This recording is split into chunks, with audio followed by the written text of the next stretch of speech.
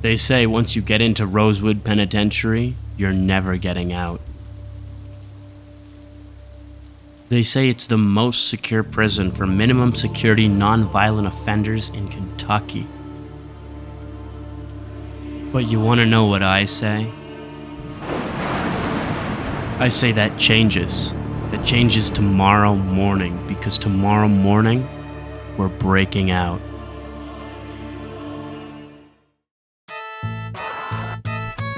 By we, I mean me and my chat robot friends, but not the kind you can get quasi in love with and be tracked by the government by. The ones we're talking about are from Superb Survivors. Superb Survivors is a mod that's been around for a really long time, but has gone relatively unappreciated by the Project Zomboid community. I only say this because I found out about this mod recently, and the whole world essentially revolves around me, so if I don't know it exists, then it ain't shit, kid. This mod allows both friendly and hostile NPCs to exist in your game world, bringing much more life and more lag to your playthroughs. Simon, stop. Will you just wait just a little bit? And before you say anything, it's totally this jank-ass mod that is making the lag, okay? It's not the countless other mods I have working in tandem. No, it's this mod. This mod makes the lag bad mod. So today in Project Zomboid, we're gonna create the best raider gang in Kentucky, and we're going to escape prison, or we're gonna die trying.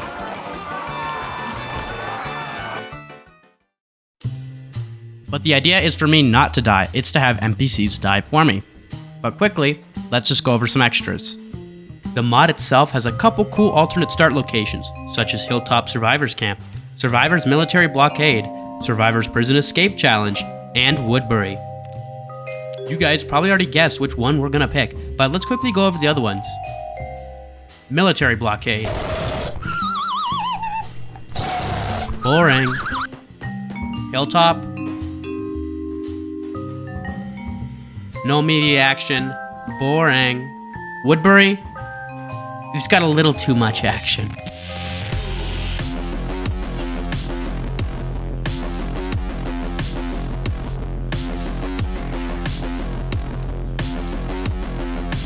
Finally, the prison escape. Not boring. Our main honcho, whose name will be Raider Dave, starts in a jail cell with his lovely wife, Ruby Rose.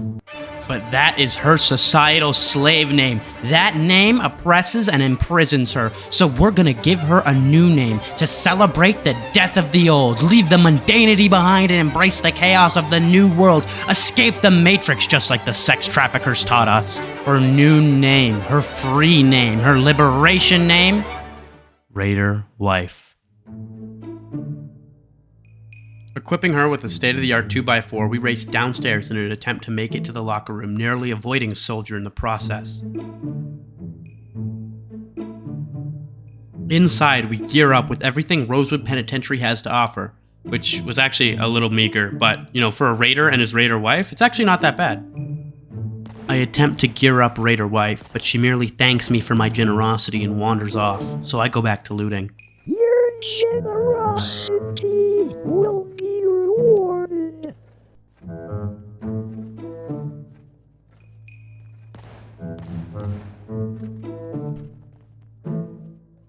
A lot of time has passed and I begin to worry about her, so I step outside to go find her.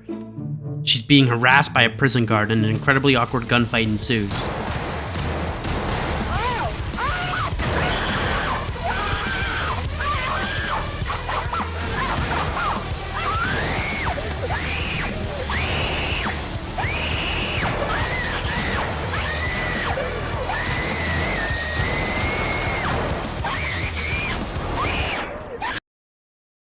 I duck for cover in a room where, coincidentally, Raider Wife is hiding. When I step back out, we find that horrid little creature has expired on the floor. We also meet Murray, who's the first to be added to my band of wives and husbands.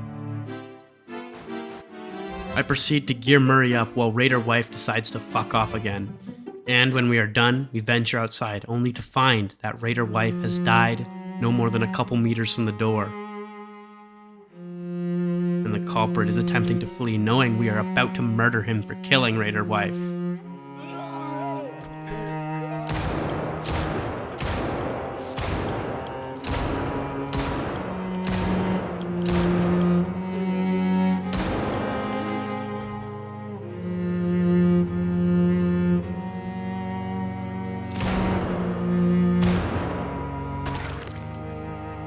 can rest easy now, my Raider Queen. Your killer was shot 7 times in the body and brutally bludgeoned to death. But I'll never forget you. Everything you did,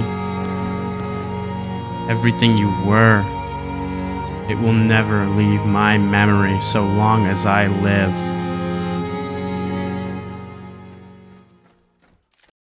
Some exploring and a tweezer later, we removed the bullet from my body and stitched up my wound. It's now time to get back on track and expand the gang.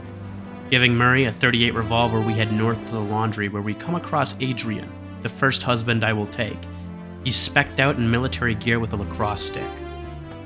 In the loading area adjacent, we find William, who I will take to be my twink greaser boyfriend.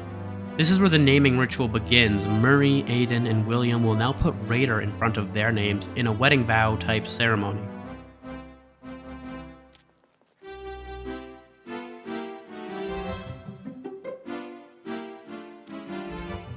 Killing some more Zeds, we make our way south through the prison, this time to the courtyard, where we come across Lee and Stuart, who I will also involuntarily take to join my harem of husbands and wives.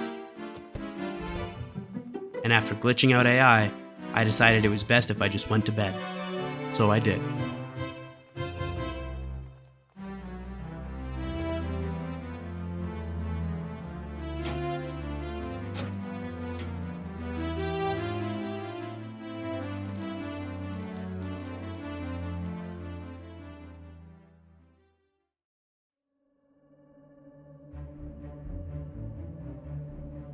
When the sun rose on our iron paradise, I knew this was the day.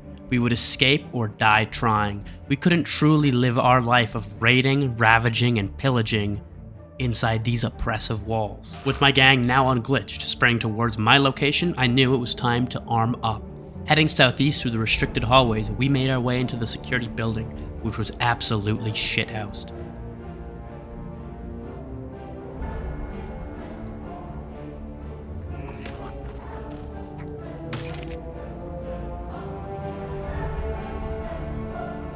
Sneaking upstairs, we found that good. Handguns, rifles, shotguns, and ammo up the wazoo. We began to arm up and look fly as fuck. We took some badass poses and got ready to leave, but when we made our way into the parking lot, the outlook was less than optimal. The lot lay barren, without a single working car to be found inside of it. I stopped to think about what we could do next, but as I did, we were suddenly and violently ambushed by a wretched woman named Carrie. Get that motherfucker. Naturally, we dumped as many rounds as we could throw at her, but she managed to escape. But not before gritting on our ass and calling in more reinforcements. The ensuing gun battle attracted a horde of zombies which were now closing in from our east. Carrie and her horde gang of federal agents began harassing us and attacking us from our west. I attempted to close the distance between myself and the agents so that I could be up close and personal when I blew these fuckers' brains out, but as I rushed at them, I was shot in the leg, forcing me into a limp.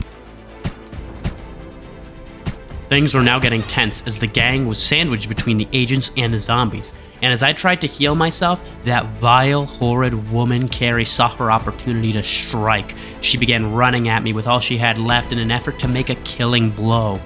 Realizing her mistake, she tried to run, but luckily one of my flock managed to pump a bullet into the back of that woman's head, and her brains exploded all over the pavement. Fuck you. The gang now pushed west towards the officers in an attempt to flee from the zombies, but as I limped away, I knew there was no escape. We were the closest we had ever been to leaving this vile, wretched place. But the free world, it might as well have been on the goddamn moon. Carrie, that selfish bitch, had laid a trap and we had set it off. But you know what? I was gonna take as many of these fuckers down with us as I could. I screamed for my lovers to run, to leave me. And as I was torn apart, many refused, and that many died. For what? A new beginning? A chance at freedom? We didn't know the meaning. A life in minimum security prison for non-violent offenders tends to do that to ya. We were up to no good anyway, so maybe it's best we never left. Maybe some challenges are best left to fail, like the Chubby Bunny Challenge or the Knockout Game. Puis il a plu. Sur cette plage, dans cet orage, elle a disparu. Et j'ai crié à lui pour qu'elle revienne. Et j'ai pleuré